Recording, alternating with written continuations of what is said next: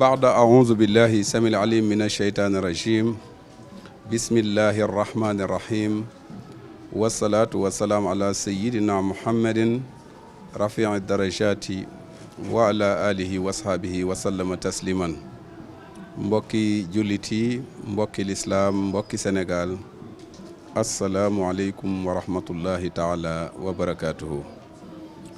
maa ngi tudd Birane Ba di secrétaire général du comité scientifique Ahlu Kountiou. macha allah comme ni ngeen ko xamee saa bu ñu tolloo ci waxtu wi comité scientifique bi ci njiital président Serigne Mohamed Babou dañuy amal ay atelier ngir génne temu gàmmu gi. ren nag thème bi ñu ngi ko duppee ash-shu'ur bil mas'uliya xallun li salaam wal istiqrar al ijtimaai, maanaam le sens de la responsabilité, une solution pour la paix et la stabilité sociale. ci dégg-dégg mooy yëg responsabilité ginnaaw bi nga xamee ni doomu aadama bi yëg na lan mooy responsabilité, ban taxawaay la ci war a am. loolu bokk na ci liy andi jàmm ak dal ci société. ba tax na ren nag thème bi tey ci grande conférence bi ku ñuy wax docteur El Hadji Ibrahima Thiam moo ko doon présenté. macha allah bokk ko ak yeneeni boroom xam-xam ku mel ni professeur Seydou Cissé, Seydou Diouf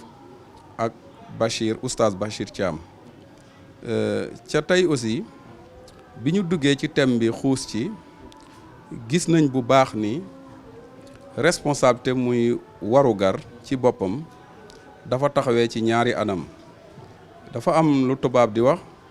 responsabilité verticale ak responsabilité horizontale.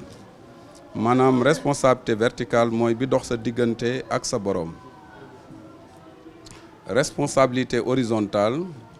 mooy responsabilité bi dox sa diggante ak nit ñi, sa diggante ak say waajur, sa diggante ak sa famille, sa njaboot, sa diggante ak li la wër ak ñi la wër. bu ma nee nag ñi la wër mooy dëkkandoor yi, am di jàmm yi. li la wër nag mooy bii abi ci boppam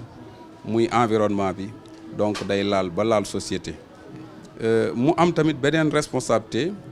muy boo xam ne day dox sa diggante ak way néew ji doole yi. maam daal responsabilité yaatu na yaatuwaay boo xam ni mën nañ ko takk ba tey ci ñetti degré. benn bi ñu koy tuddee ab responsabilité boo xam ne dafay engagé ñëpp, ak responsabilité bi nga xam ni jullit yi rek lay engagé, ak responsabilité bi nga xam ne nag doomu aadama ci boppam lay engagé. ñu gis aussi ni responsabilité horizontale bi bu ñu ci dellusee moo ñuy may mu yóbbu la ci istiqaama. istiqaama nag bu ko nit ki amee rek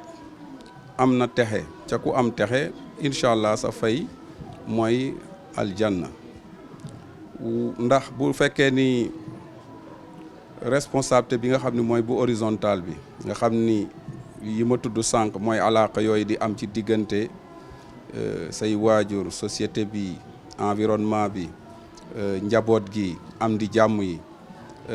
loolu dafay tax nga yëg dëgg lan mooy responsabilité. ndax loolu yëpp dafay delluwaat rek ci njàngale ak digle suñu borom subhanahu wa taala ca ñu amee ko ci njàngalem yonent bi alayhi salaatu wasalaam.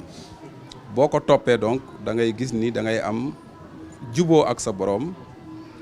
da ngay am ngërmande sa borom. bu boobaa da ngay tegu ci yoonu njub muy istiqaama. ca loolu aussi day andi équilibre ci société.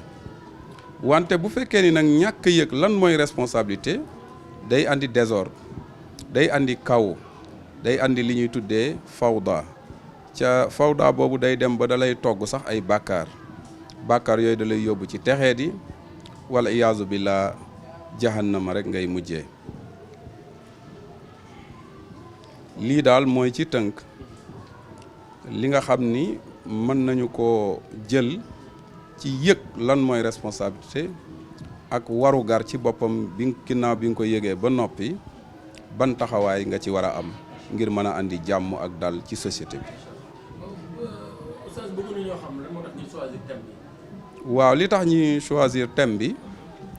comme ni ko ñëpp xamee jamono ji ni muy doxee gis nañ ni lii raam ci ñag bi la jëm ndax gis nañ ni kilifteef mi ngi commencé di dàqu li ñuy wax absence d'autorité. gis nañ ni aussi loolu dafa jural ay jàngoro société bi ndax dama ci joxe benn misaal contexte bii ñu nekk tey muy feebaru mbas mi di Covid-19 wala coronavirus bu ñu xoolee ñàkk a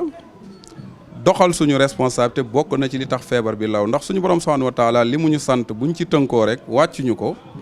foofu da ngay jël sa responsabilité la mu ñu santoon bu ñu ko defoon yaakaar naa ni du ñu wax sax ay première vague ak vague nangam ak vague nangam ñàkk jël suñu responsabilité moo tax ñu nongu ñu daal di tëj béréb yi nga xam ni fa la ñuy jaamoo suñu borom subhanahu wa taala ca jaamu googu duñ ci jëlee lenn lu dul yërmande ak fajug aajo béréb yi nga xam ni fa la ñuy ñaanee ñàkk jël suñu responsabilité tax ñu tëj ko dajaloo yi ñu daan dajaloo muy jur yërmande aussi yooyu yëpp daal di dàqu loolu aussi bokk na ci li andi yi ñu tuddee sànq ay première vague ak nangam vague donc foofu aussi day wane ni ñàkk yëg responsabilité ak ñàkk a taxawee sa responsabilité bokk na ci li jur musiba yooyu yàlla nañ ci yàlla muccal mais bu fekkoon ne nag jël nañ dëgg suñu dem parce que pour nga mën a jël aussi sa responsabilité wax naa da nga koy yëg d'abord da ngay yëg lan mooy sa warugar boo ko yëgee nag ci nga koy mën a taxawee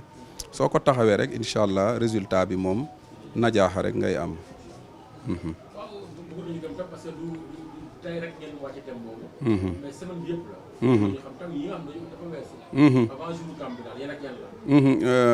Samedi bi ni ki bërki démb dañoo amaloon benn symposium bu mag muy nadwa an xayaati wa amali Cheikh bu Mouhamed Kunta ñu def benn symposium ci dund ak jaar-jaaru maam Cheikh bu Mouhamed Kunta ñu jukki ci rek ñeenti tomb bi ci jiitu mooy dawru ahlu Kunta fi nasril islam fi Sénégal wa anha'i ifriqiya Cheikh bu Mouhamed Kunta namuzajan maanaam le rôle des Kunta dans l'expansion de l'islam à travers l'Afrique, l'exemple de Cheikh bu Mouhamed Kunta bu ñu ko doon firi ci wolof mooy rôle bi nga xam ni ahlu Kunta joué na ko ci wesaare l'islam ci Afrique ba egg si Sénégal ñu jël ci donc exemple maam Cheikh bu Mouhamed Kunta ci njàngale ma ca yarga ca wone li ñuy wax lan mooy istiqaama ca na mu ko daan dundee ñu def tamit ñaareelu thème bi muy al manhaj li Cheikh bu Mouhamed Kunta maanaam al manhaj at tarbiya wa taalim li Cheikh bu Mouhamed Kunta maanaam méthode bi nga xam ni moom la maam Cheikh bu Mouhamed Kunta jëloon daan ci yar di ci jàngal njaboot gi bu dee ci français muy la méthode d'enseignement et d'éducation de Cheikh bu Mouhamed Kunta ñetteelu thème bi ñu tuddee ko ra'yi al iqtisaadi wa tanmiya li Cheikh bu Mouhamed Kunta iqtibasan min al Qur'an al Karim maanaam la vision économique de Cheikh bu Mouhamed Kunta selon les enseignements de l'islam ki nga xam ne moo doon intervenir ci thème boobu di professeur Mouhamed Kunta di Haut Conseil ñu gën ko xam ci xam-xam bu ràññeeku moom sax dafa reformuler waat thème boobu ni moom daal ni mu gisoon mooy suufi ak économie le cas de Cheikh bu Mouhamed Kunta muy lu wér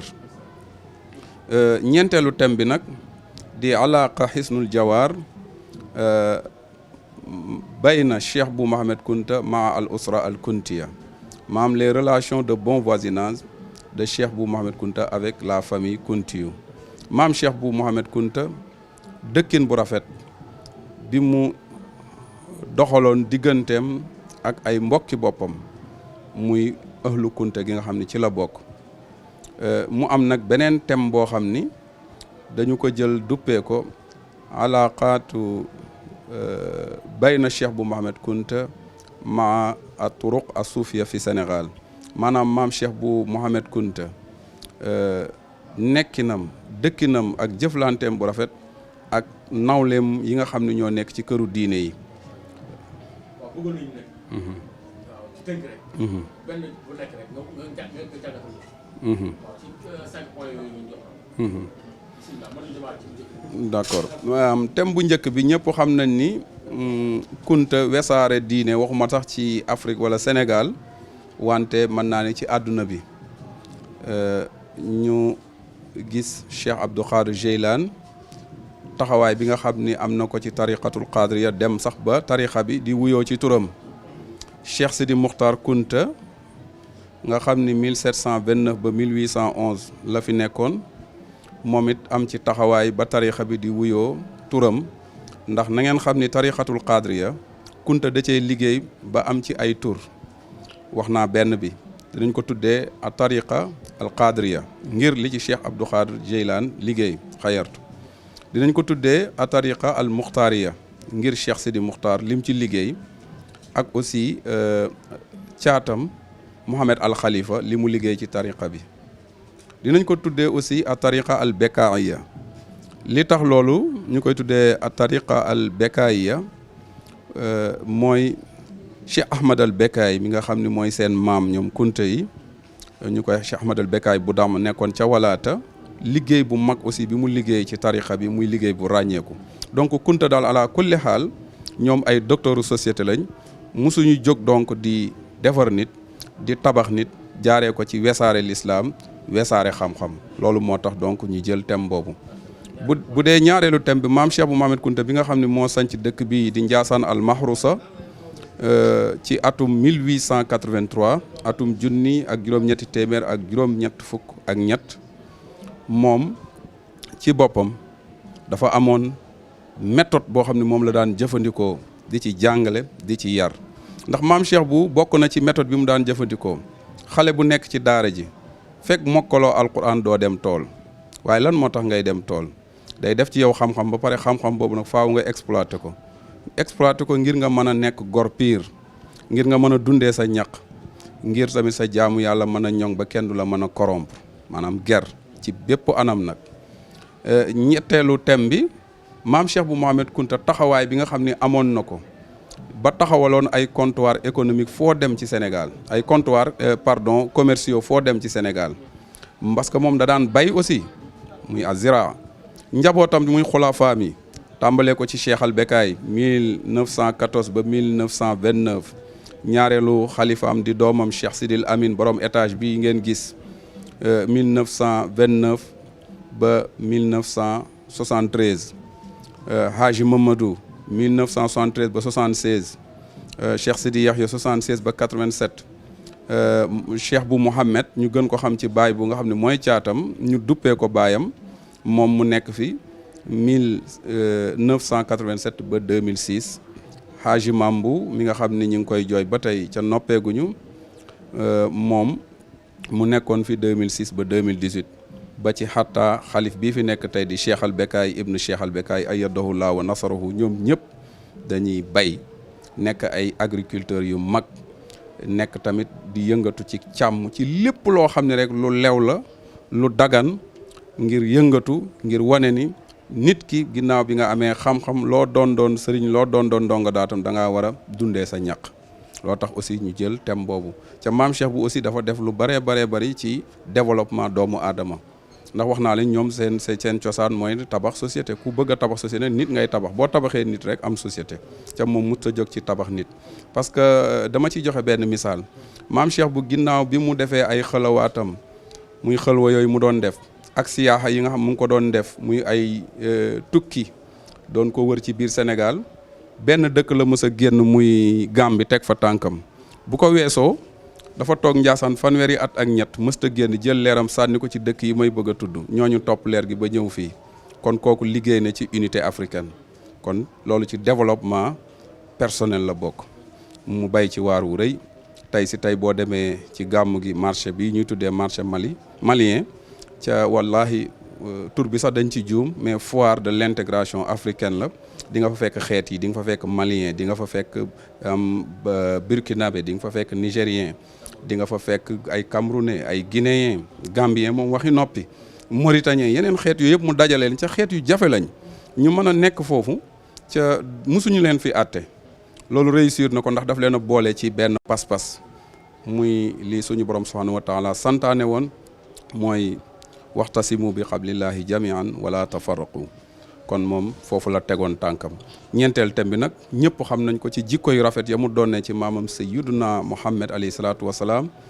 loolu moo tax mu nekkoon fi nekkin bu rafet ak i mbokkam juboo woon ak i mbokkam juboo woon ak i magam jox leen cër weg leen du def dara ca amul seen ndigal ba ñoom ñu jël ko def ko muy jëwriñu askan wi ci Kunta fii ci Sénégal ak li ko wër kon bi loolu weesoo tamit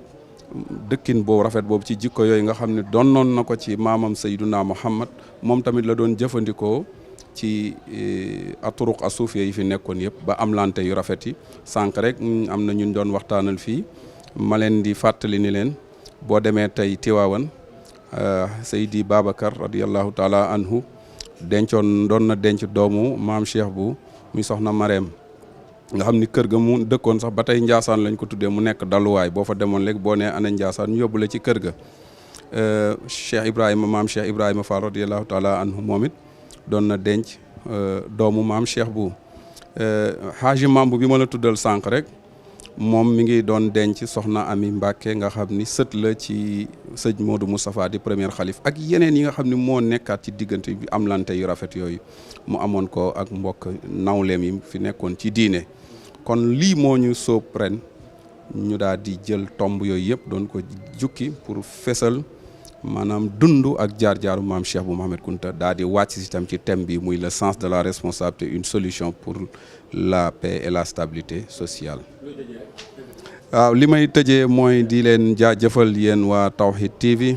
ni amal nañ leen cant ameel nañ leen ngërëm ci taxawaay bu rafet bi nga xam ni saa bu ñu tolloo ci waxtu yéen a ngi ñëw di ko amal ci dëkk bu sell bi di Ndiassane Al Mahrousa di ànd ak ñun ci direct yi ci plateau yi wax dëgg yàlla fu ñu taxaw ngeen taxaw fa ndax tamit dañuy wax ni nit ki bu fekkee dafa am liggéey bu muy def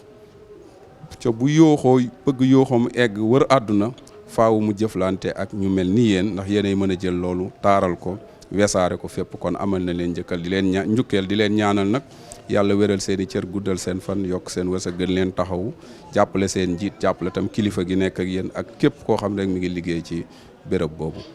waaleykum salaam wa rahmatullahi taala wa barakaatuhu